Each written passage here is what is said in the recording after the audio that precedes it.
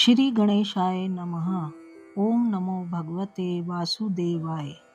नमस्कार भक्तों, आप सभी का स्वागत है मेरे Vitthal soulful journeys with Sadhana channel में।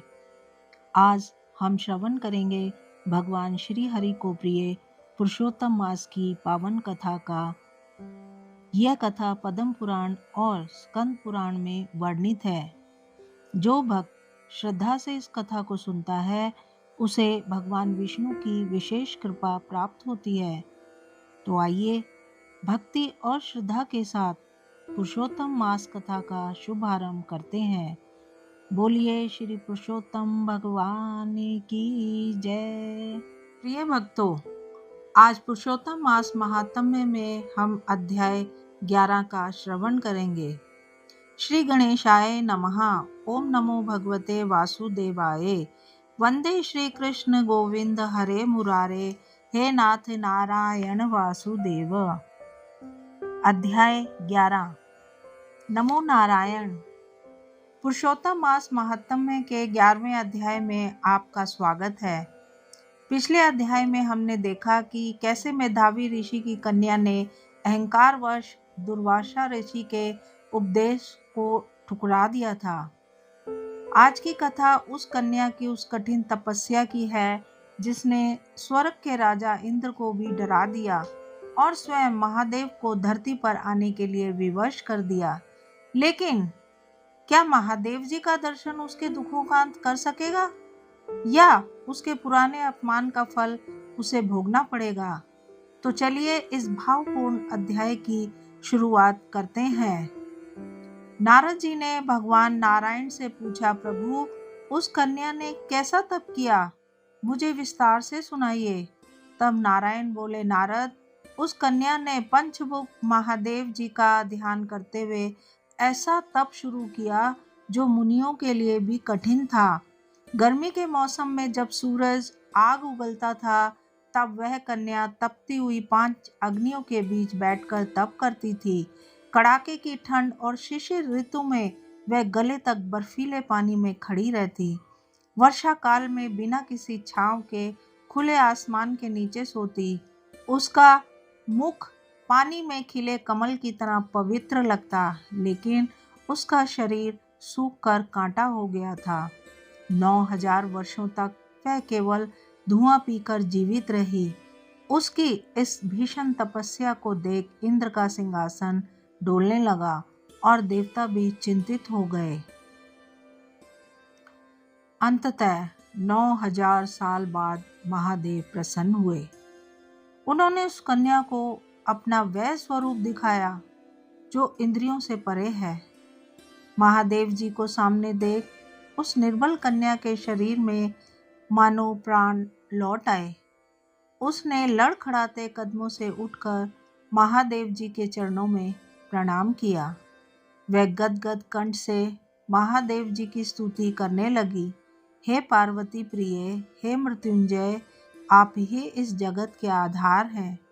जो मनुष्य संसार रूपी समुद्र में डूब रहा हो, जिसे काल के सांप ने डस लिया हो, वह भी आपकी शरण में आकर मुक्त हो जाता है। हे पापों के नाशक, मेरी रक्षा कीजिए।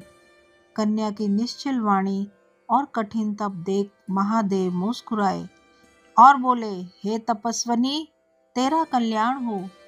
जो तेरे मन में है वह वर मांग लो, मैं तुझ पर बहुत प्रसन्न हूँ। महादेव जी के वचन सुन कन्या हर्षित हो गई। उसने संकोच त्याग कर अपनी सबसे बड़ी इच्छा कह दी। उसने कहा, प्रभु यदि आप प्रसन्न हैं तो मुझे पति दीजिए, पति दीजिए, पति दीजिए, पति दीजिए, पति दीजिए। उसने एक ही सांस में 5 बार पति दीजिए कहा। महादेव जी ने तथास्तु कहा और बोले, हे सुंदरी, तूने अपने मुख से 5 बार पति मांगा है, इसलिए अगले जन्म में तेरे 5 पति होंगे। वे 5 वीर होंगे, धर्म को जानने वाले होंगे, जितेंद्रिय होंगे और पूरी दुनिया में अपने गुणों के लिए प्रसिद्ध होंगे। वे सभी क्षत्रिय कुल के महान योद्धा होंगे। महादेव की बात सुन कन्या हैरान हो गई। वह बोली, हे प्रभु, ये कैसा वरदान है? संसार में एक स्त्री का एक ही पति होता है। 5 पतियों वाली स्त्री की तो समाज में हंसी ही होगी। एक पुरुष की 5 पत्नियां तो हो सकती हैं, पर एक स्त्री के 5 पति कभी नहीं देखे गए। कृपया मेरे साथ ऐसा ना करें। तब महादेव जी ने उसे जीवन का सबसे कड़वा सत्य सुनाया। महादेव बोले, हे भीरू, इस जन्म में तुझे पति का सुख नहीं मिलेगा। तुझे यह विचित्र वरदान इसलिए मिला है क्योंकि तूने मेरी प्रिय मूर्ति दुर्वासा ऋषि जी का अपमान किया है। दुर्वासा जी अगर क्रोध करें तो तीनों लोगों को जला सकते हैं, और तूने अभिमान में आकर उनके ब्रह्म तेज का निरादर किया है। महादेव जी ने आगे कहा, जिस पुरुषोत्तम मास को स्वयं भगवान श्री कृष्ण जी ने अपना ऐश्वर्य दिया है, तूने उसका व्रत नहीं किया। मैं, ब्रह्मा जी और सभी देवता जिसकी आज्ञा मानते हैं, तूने उसी पुरुषोत्तम मास की निंदा की। जो इस पवित्र मास का अपमान करता है, उसे रौरव नरक भोगना पड़ता है। पुरुषोत्तम मास का अपमान करने वाले को हमेशा विपरीत फल ही मिलता है। इसलिए अगले जन्म में तू बिना योनि के दिव्य रूप से उत्पन्न होगी और इन 5 पतियों के साथ सुख भोग कर अंत में परम पद को प्राप्त करेगी। इतना कहकर भगवान नीलकंठ जी वहां से अंतर्ध्यान हो गए।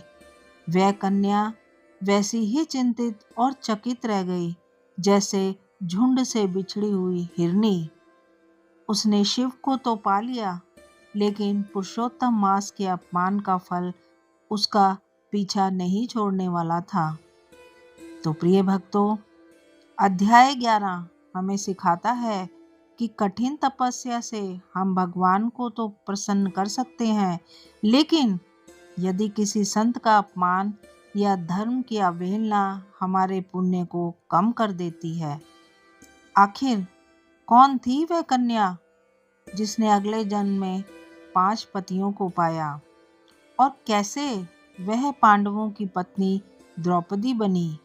ये सब हम जानेंगे अगले अध्यायों में। अगर ये प्रस्तुति आपको पसंद आई हो तो वीडियो को लाइक और चैनल को सब्सक्राइब करके इस धर्म यज्ञ का हिस्सा बने।